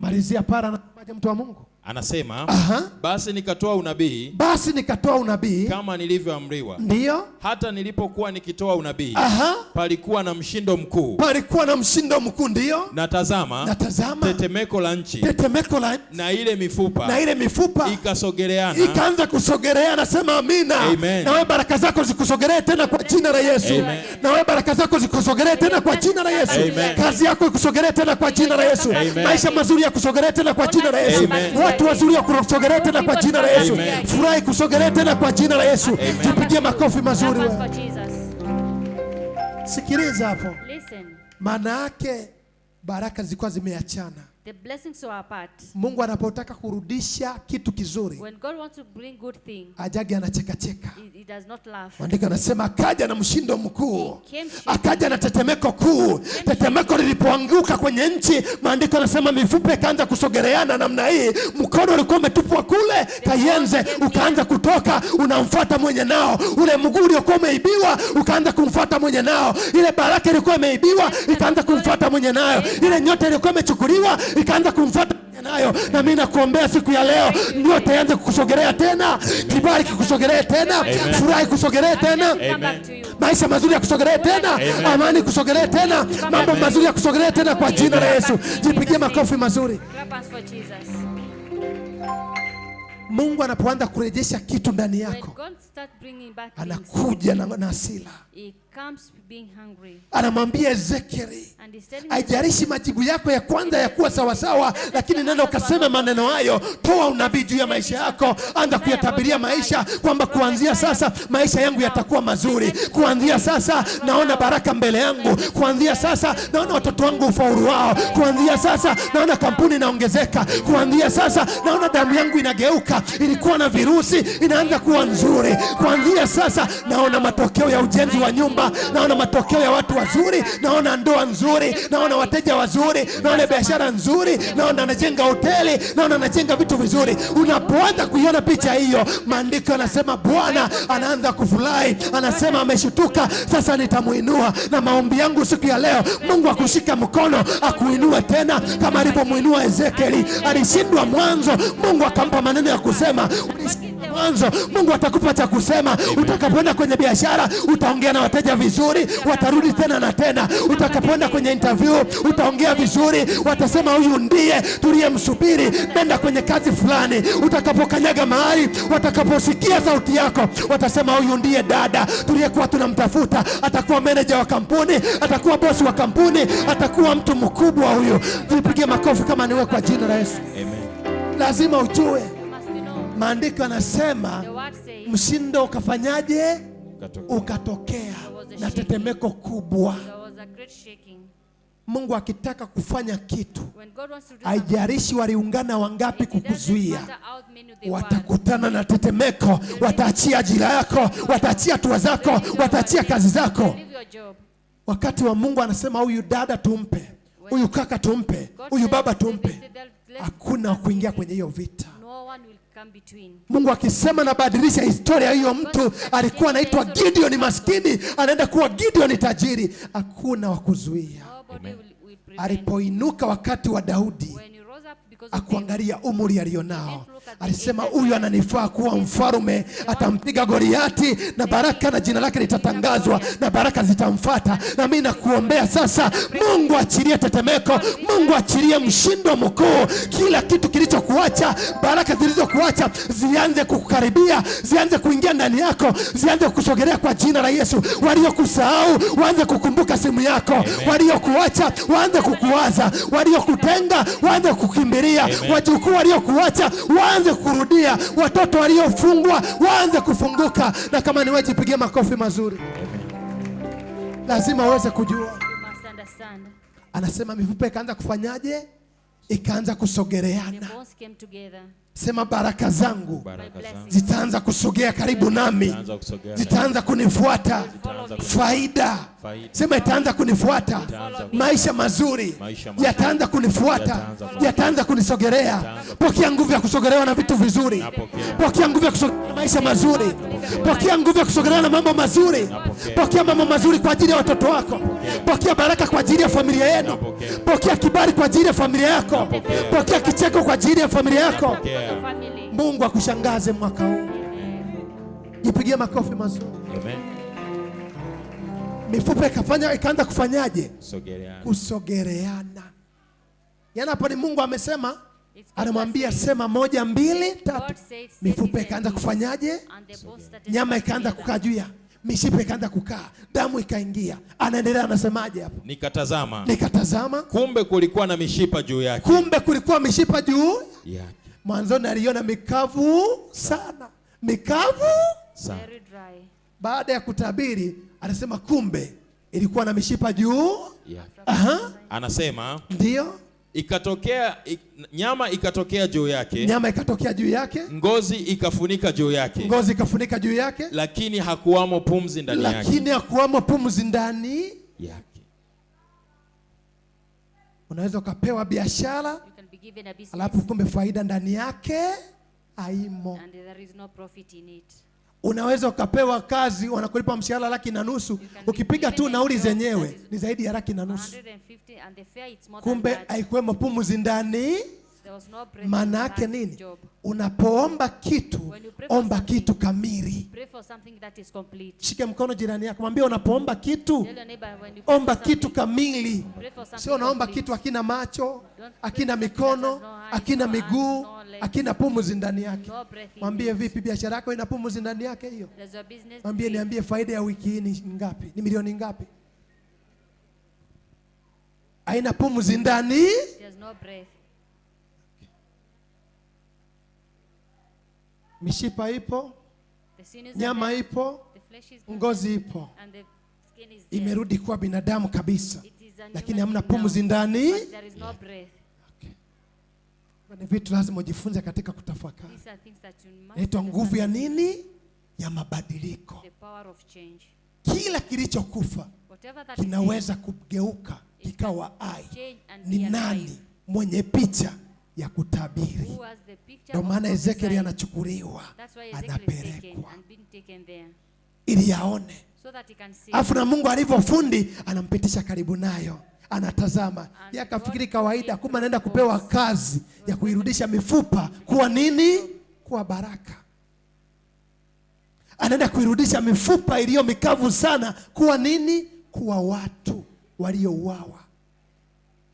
Nami nakuombea maisha yako yaliyouawa yakawe hai siku ya leo kwa jina la Yesu. Amen. Ndoto yako yaliyouawa ikawa hai tena kwa jina la Yesu. Amen. Maisha yako yaliyouawa yakawa hai tena kwa jina la Yesu. Amen. Kama ni wewe ungejipigia makofi wewe.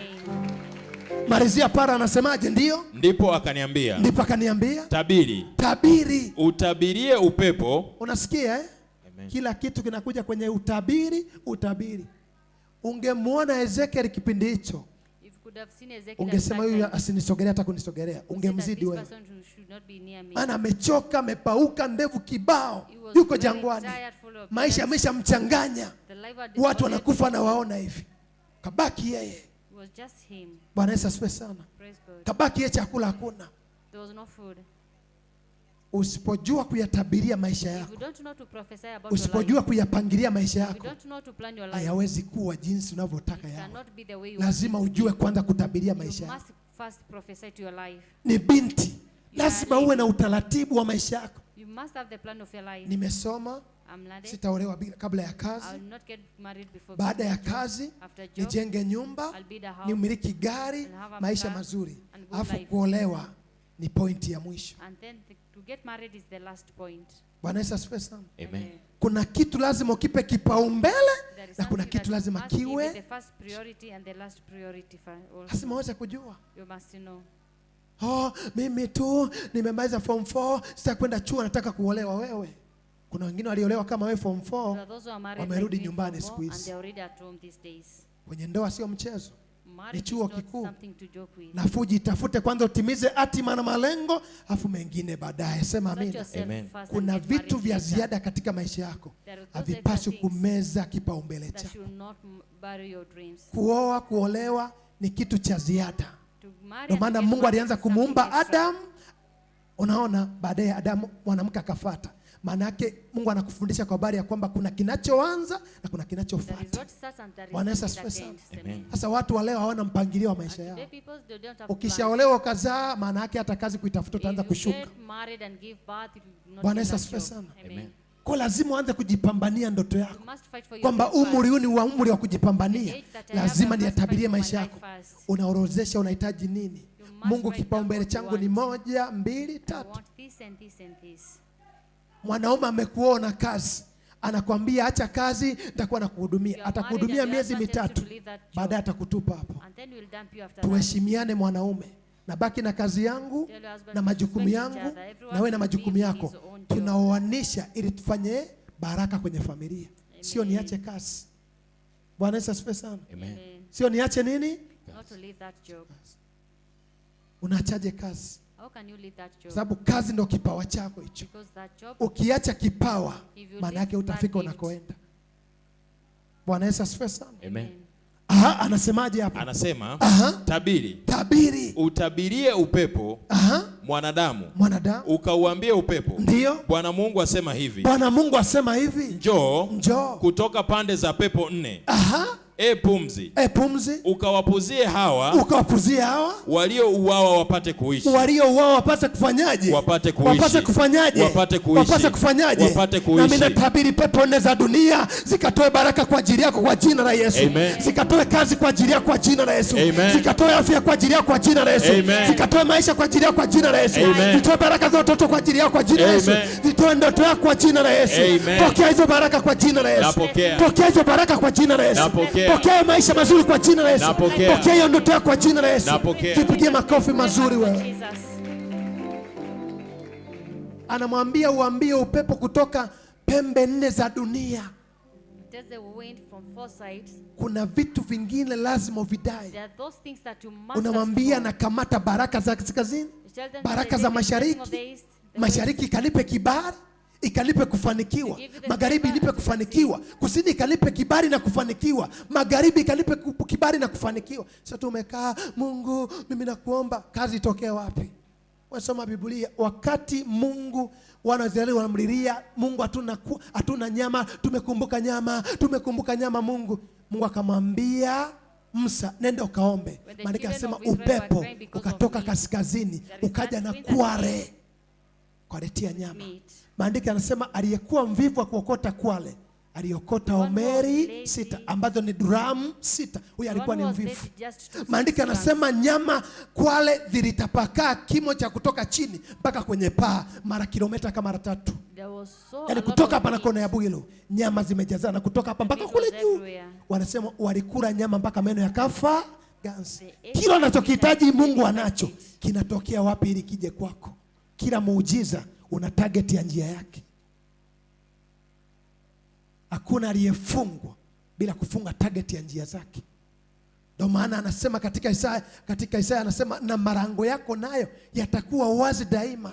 Huwezi kuomba malango yalishafungwa ukaziona baraka. Lazima yafungulie malango ndipo baraka zipite ziweze kufikia. Na mimi ninakuombea siku ya leo pepo 4 za dunia zikafungue baraka kwa ajili yako, zikaachilie miujiza kwa ajili yako, zikaachilie watu kwa ajili yako, zikaachilie kibali kwa ajili yako, zikaachilie maisha kwa ajili yako, zikaachilie fedha kwa ajili yako, zikaachilie dhahabu kwa ajili yako, zikaachilie wateja kwa ajili yako, zikaachilie maisha kwa ajili yako, zikaachilie kazi kwa ajili yako. Kama ni wewe jipigie makofi wewe. Anasema tabiri. Tabiria pepo 4 za dunia. Sema 1 2 3. 1 2 3. Afu na mimi nitafanya. Simple. Mungu akumwambia Ezekieli anza kurukaruka mpaka jasho litakapotoka ndio nitakubariki. Tabiri mwanangu tabiri. Jamaa katabiri. Mwaka huu kabla hujaisha nitajenga nyumba nzuri. Mwaka huu kabla hujaisha nitaolewa. Mwaka huu kabla hujaisha nitakuwa nimepata kazi nzuri, mshahara mzuri. Mwaka huu kabla hujaisha nitakuwa na afya nzuri. Yale magonjwa yote nitakuwa nimesha yavua, yamesharudi miezi iliyopita. Mimi nitasonga mbele. Napotoka mwezi wa 4 naingia mwezi wa 5, nitaingia na afya nzuri, nitaingia na kicheko, nitaingia na furaha, nitaingia na amani, nitaingia na mafanikio, nitaingia na kazi, nitaingia na cheo. Usipotabiri utatabiriwa. Wengi wametabiriwa. Wengi wamefanyaje? Wametabiriwa. Na tujua alitabiriwa unabii wa aina gani. Walitabiri juu yako na mimi natabiri Mungu akakufanikisha kwa jina la Yesu. Mungu akuinue tena kwa jina la Yesu. Mungu akupe afya nzuri kwa jina la Yesu. Mungu akupe matokeo kwa jina la Yesu. Mungu akupe nafasi yako tena kwa jina la Yesu. Ingekuwa ni wewe jipigia makofi mazuri. Lazima tuondoe unabii mbaya, tulete unabii mzuri. Ndio maana kufundisha, tengeneza picha ndani yako. Anza kujiona katika baraka. Anza kujiona wewe ni wa thamani. Anza kujiona ni mwanamke mzuri. Anza kujiona ni dada mzuri. Anza kujiona ni kaka mzuri. Anza kujiona ni baba unafaa na unafanikiwa na unaenda kuongezeka na unafaa kumiliki fedha.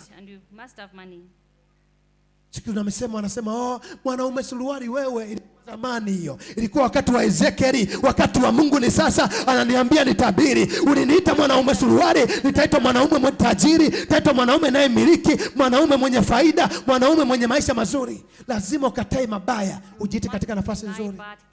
Bwana Yesu asifiwe sana. Haleluya kanisa. Lazima ujiweke katika nafasi yako. Hivi mpaka Mungu amekuumba unaishi unafikiri ni mchezo? Sio mchezo. Kitendo cha kuwepo duniani wewe, maana yake maisha mazuri yapo kwa ajili yako. Sema amina. Pokea maisha mazuri hayo. Malizia pale mtumishi wa Mungu mpaka 14 ndio. Mstari wa 10. Basi nikatabiri kama alivyoniamuru. Nikatabiri kama alivyofanyaje? Alivyoniamuru. Pumzi ikawaingia. Pumzi ikafanyaje? Ikawaingia. Na wewe miujiza sikuingie ndani yako. Amen. Kazi siingie ndani yako. Amen. Watoto siwaingie ndani yako. Amen. Maisha mazuri siyaingie ndani yako. Amen. Pokea hiyo baraka zako kwa jina la Yesu. Pokea haja ya moyo wako kwa jina la Yesu. Napokea. Yaani Mungu amemwambia simple tutabiri.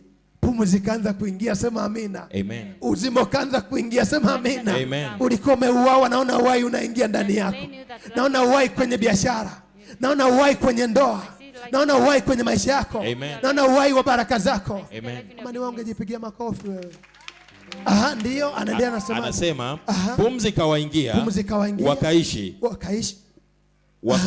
Wakasimama kwa miguu yao. Wakasimama kwa nini? Kwa miguu yao. Wakasimama kwa nini? Kwa miguu yao. Wakasimama kwa nini? Kwa miguu yao. Na wewe simama kwa miguu yako tuone, simama juu kwa miguu yako. Amen. Anasema wakasimama kwa miguu yao, wakawa hai, wakaanza kujitikisa, wakaanza kutembea. Walikuwa miti mikavu mwanzo, walikuwa mifupa mikavu mwanzo, wakaanza kuoperate, wanazielekea baraka zao. Na wewe nyosha mishipa, nyosha miguu, nyosha mikono, anza kujitabiria, unatamka mimi niko hai. Mimi nimesimama kwa miguu yangu, nitafanikiwa, nitaongezeka, nitachanua mwaka huu, nitamiliki mwaka huu, nitafanikiwa mwaka huu, watu wazuri watanifuata mwaka huu, kazi nzuri itanifuata mwaka huu. Anza kujitabiria, anza kujitamkia, anza kujitabiria, anza kujitamkia. Jitamkia maneno mazuri katika jina la Yesu Kristo. Sema amen. Kaa kidogo. Malizia hapo mpaka 14. Anasema wakasimama kwa miguu yao. Wakasimama kwa miguu yao. Jeshi kubwa mno. Jeshi kubwa mno. baraka nyingi So many mno. blessings. Jeshi kubwa Great blessing. ndani ya mtu, In a person, kikiuawa kitu when something is vinauawa vitu vingi they mno. kill a lot of things. Ndani ya mwanadamu In a person, kuna kitu zaidi ya kimoja. there is more than one thing. Ukishajitambua kwamba mimi niliyefungwa, When you know where nitakapofunguliwa nitamiliki and vitu zaidi ya kimoja, and I'll take more than ni one ngumu thing. baraka kuja. It's Mwanadamu hard ni for things to mbegu come. kubwa sana. Person is a seed. Ndio maana ulikuwa mmoja, That's when you are one. leo una watoto wengi na And wajukuu. today you have children and grandchildren. Ulikuwa mmoja, You are one. umejenga You nyumba, have a house, una gari, you have a car, watoto wanasoma, children fedha are in inapatikana, school, money is there, unafanya you kazi, are unapika chakula, cooking, unafua nguo. you wash your Maana yake clothes. ndani yako kuna vitu zaidi ya Those nini? are more than one Zaidi ya thing in you. kimoja. Maandiko yanasema nilikuwa jeshi kubwa, It was a great Mno. army. jeshi kubwa mno. Great Maana army. yake kilichouawa Whatever was kimebeba killed. utukufu mkubwa. Just Leo of glory utukufu today. wako ukakurudia Your tena kwa glory jina la comes Yesu. to you, Amen. Jesus' name. Utukufu na thamani yako vikurudie tena kwa jina la Yesu. Amen. Thamani ya watoto wako warudie tena kwa jina la Yesu. Amen. Hatua za watoto wako ziwarudie tena kwa jina la Yesu. Amen. To come Ingekuwa back. ni ungepiga makofi. Sikia kikawaida. Wanapoharibu mtoto mmoja, When they destroy one child, wanaharibu vitu vingi sana. they destroy a lot of things. Sikae kawaida unacheka. Don't just sit Ndani ya there normally. mtoto mmoja kuna yatima watapona, In kuna one wajane child, watapona, there is kuna no watu one who will watapona, be sick. kuna Yes. watu watapona. Those people will be saved. Usipoipambania ndoto yako, If you don't fight for your dream, inapambaniwa na watu wengine wanaiharibu. other people will fight for it. Malizia pale, ndiyo ilikuwa jeshi mno. Anasema Aha. kisha akaniambia, Kisha akaniambia, mwanadamu, mifupa hii ni nyumba yote ya Israel. mifupa hii ni nyumba yote ya nini? Ya Israel. Umeelewa hiyo kitu eh? Amen. Mifupa hii ni baraka zako zilizouawa ndani. Ndio lugha ya kawaida hii. Mifupa hii ni nyumba yote ya nini? Ya Israel.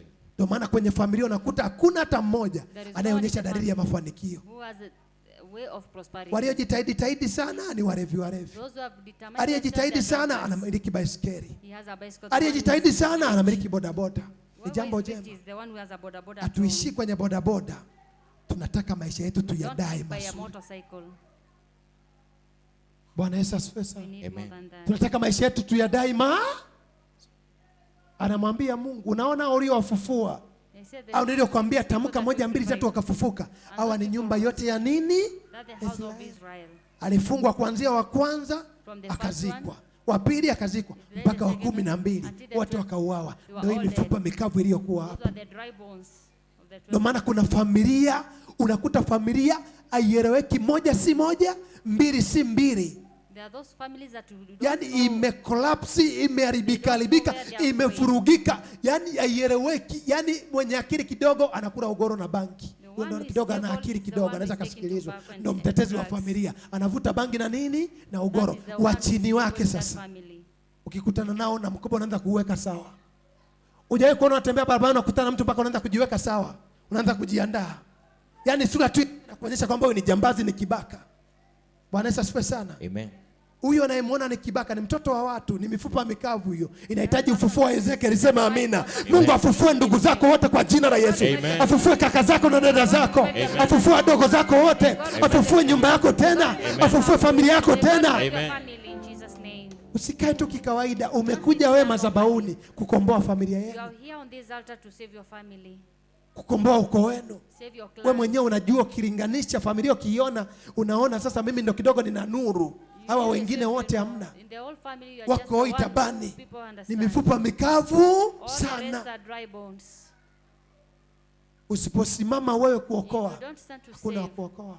Akamaliza God to save semaje hapo? Ha? Anasema, Ndio, tazama, tazama, wao husema wao husema mifupa yetu imekauka, mifupa yetu imekauka, matumaini yetu yametupotea, matumaini yetu yametupotea, tumekatiliwa mbali kabisa. tumekatiliwa mbali kabisa. Basi tabiri, Basi tabiri, umwambie umwambie, Bwana Mungu asema hivi, Aha. tazama, tazama, nitafunua makaburi yenu Aha. na kuwapandisha kutoka katika makaburi yenu, ndio, enyi watu wangu, enyi watu wangu. nami nitawaingizeni katika nchi ya Israeli. Wow, umesikia hiyo kitu? Amen. Wao usema sisi ni mikavu, mifupa, Mikavu they Wao are dry usema. bones. mitazamo yao. Wao usema. That's what they say. ndivyo walivyo watu wengi. Moja nikamuuliza mama, hivi wewe ni nani? Mimi si pastor, ni mama wa nyumbani. Mimi ni mama wa? I'm just a housewife. Mama wa nyumbani, hicho cheo kila mmoja anaweza akawa nacho. Anaweza akawa Everyone can be a housewife. Mama wa nyumbani. Maana yake lazima ubadilishe picha kwamba mama wa nyumbani anaweza akawa na majukumu ya kuingiza kipato pia. Bwana Yesu asifiwe sana. Ukikaa unajiona mama wa nyumbani, maana yake ni mzigo mmoja, unakaa mahali pamoja, ukilenga kitu kutoka mahali pamoja kwenye chanzo kimoja. Umeelewa? You understand?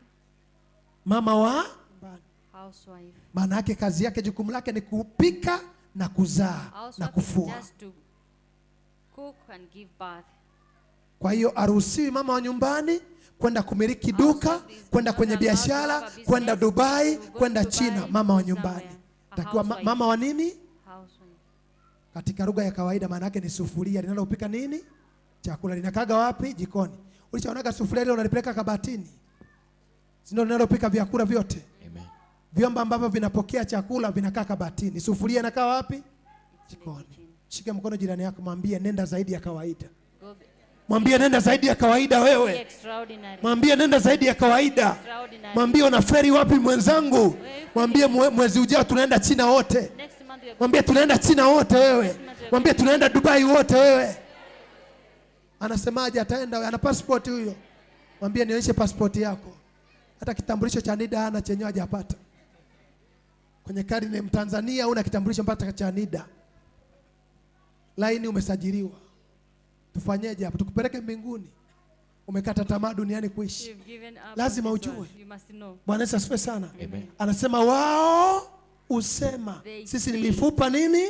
Rudia tena, watu hawajasikia hapo.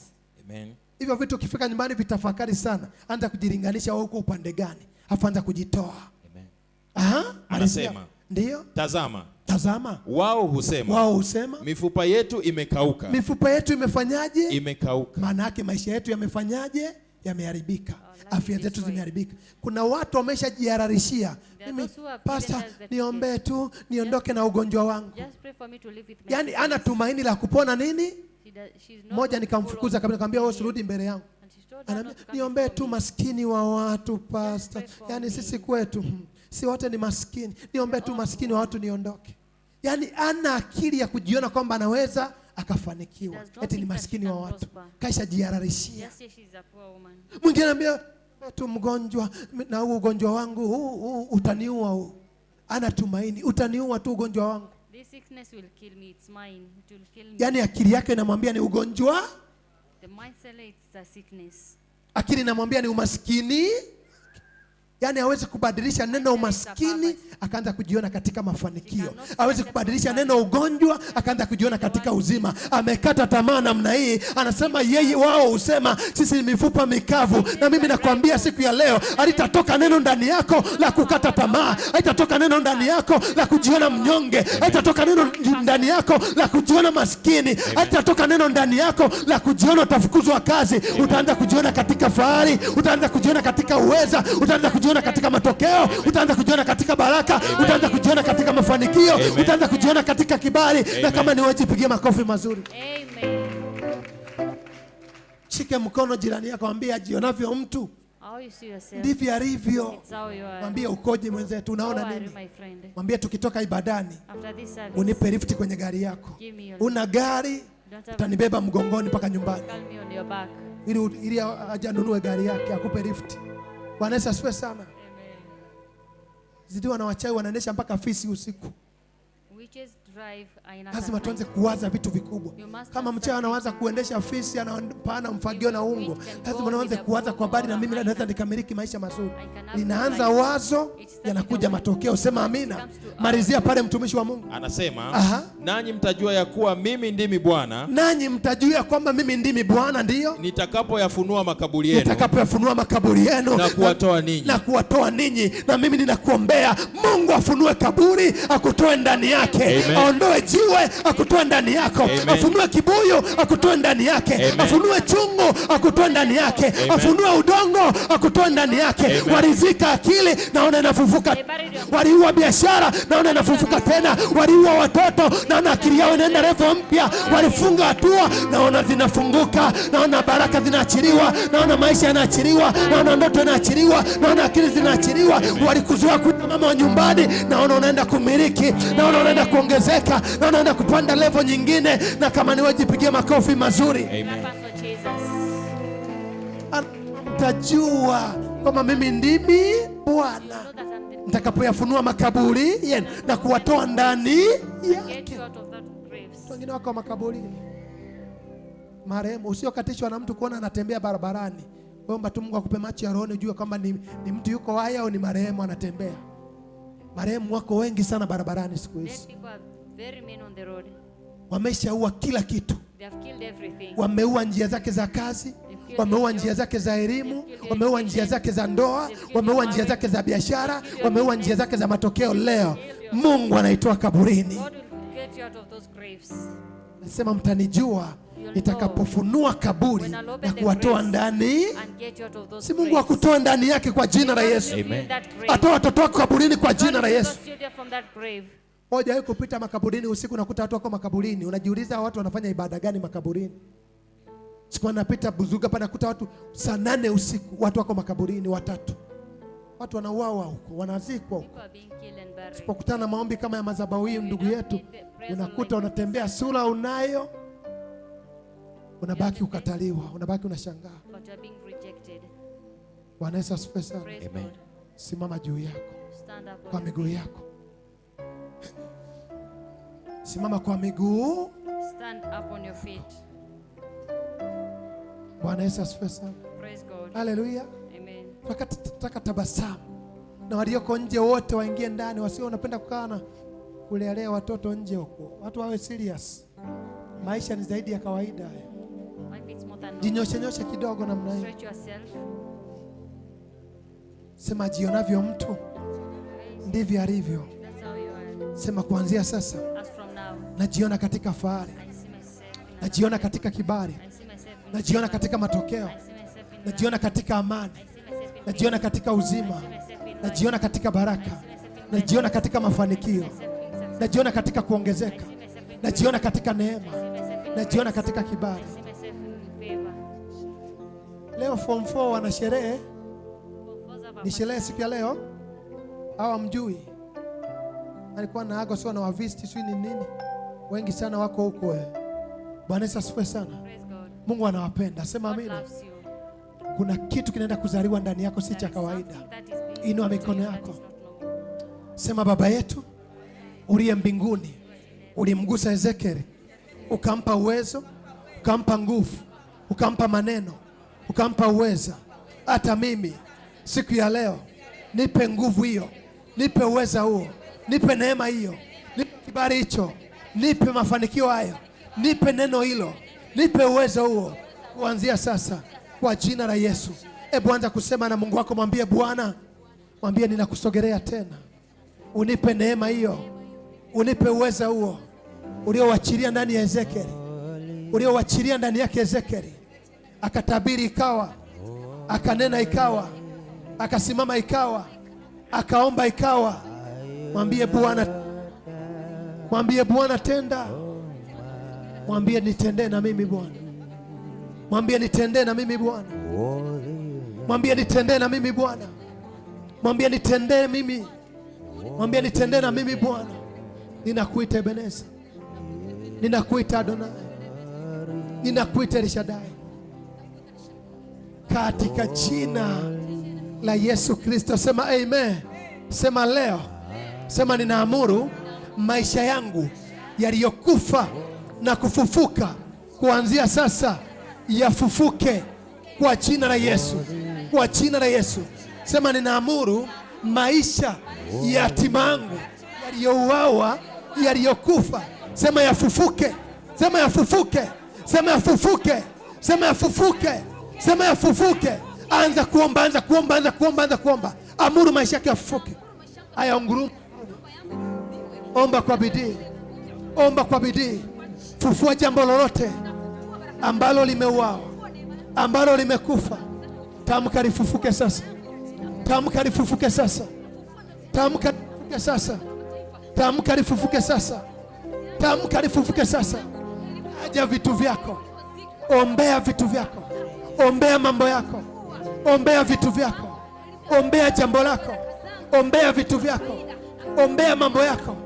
Yataje, vitaje vyote kuanzia sasa. Aha. Taja ni vitu gani? Iwe ni ndoa itaje, wawe ni watoto wataje, uwe ni uchumi utaje. Aha. Sijasikia bado. Sijasikia bado. Sijasikia bado. Sijasikia bado. Tabiria maisha yako. Tamkia maisha yako. Yatabiria maisha yako. Tabiria ndoto yako. Tabiria kibali chako. Tabiria ndoto yako. Itabiria kesho yako. Tamka kwa ajili ya kesho yako. Tamka kwa ajili ya kesho yako. Tamka kwa ajili ya maisha yako. Jesus. Jesus. Jesus. Jesus. Jesus. Tamkia maisha yako yote. Tamkia baraka zako zote. Tamkia watoto wako. Nini kifunguke? Nini kiachiliwe? Nini kifunguke? Yes. Yes. Yes. Yes. Anza kutuma nguvu ya ufufuo. Anza kutuma nguvu ya ufufuo. Itume kila mahali, mahali viliposhikiliwa vitu. Tamka, tuma nguvu ya ufufuo kwamba ninaituma kwenye hiki kikafufuke sasa. Ninaituma kwenye jambo hili likafufuke sasa. Ninatuma kwenye kitu hiki kikafufuke sasa. Anza kutuma nguvu ya ufufuo. Itume kwa watoto wako, itume kwenye biashara, itume kwenye uchumi, itume kwenye fedha, itume kwenye afya yako, itume kwenye viungo vyako, itume kwenye elimu yako, itume kwenye masikio yako. Kila mahali tuma nguvu ya ufufuo. Aha. Aha. Aha. Tuma hiyo nguvu ya ufufuo. Iende kila mahali. Ipite kila mahali. Ipite kila mahali. Ipite kila mahali. Ipite kila mahali. Ipite kila mahali. Ipite kila mahali. Jesus. Jesus. Jesus. Jesus. Jesus. Aha. Anza kufungulia mambo mazuri. Anza kufungulia mambo mazuri. Anza kufungulia mambo yako mazuri. Tamka, ninafungulia mambo haya. Tamka, nafungulia kitu hiki. Tamka, nafungulia jambo hili. Tamka, nafungulia kitu hiki. Tamka, ninafungulia. Tamka, ninafungulia. Tamka, ninafungulia jambo hili. Fungulia vitu vizuri. Fungulia vitu vizuri. Fungulia vitu vizuri.